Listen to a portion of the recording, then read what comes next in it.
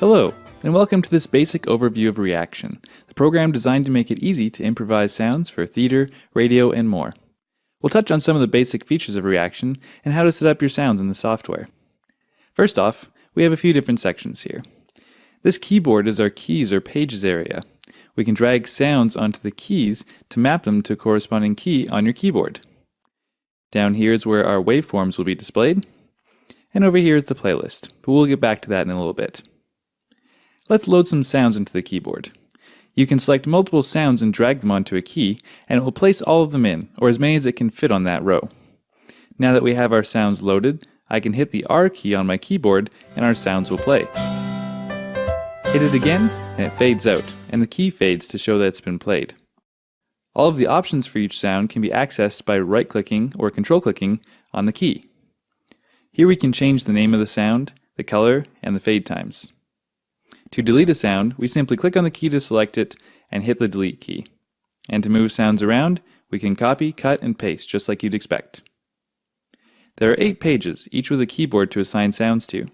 You can access them by clicking on them up here on the tabs, or by using the F1 through F8 keys.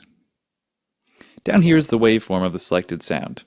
When you click on a sound to play it with the keyboard, the waveform will be loaded into this area. You can click through the sound as it's playing or when it's stopped. To change when the sound starts or ends, hold the Control key and drag either edge of the waveform.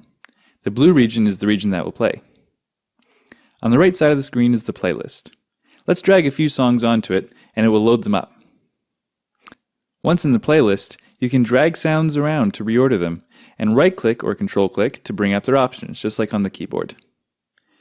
You may have noticed that on the keyboard, there is no space key. That's because the space key starts and stops the first sound on the playlist, which is always colored yellow. We'll start the first sound playing. When we stop it, you'll see that it is sent to the bottom of the playlist, and the next sound is loaded and ready to go for when you hit space again. You can also search the playlist, which is especially useful if you have many songs. Type in your search, hit enter to unselect that search bar, and then hit space to trigger that top sound.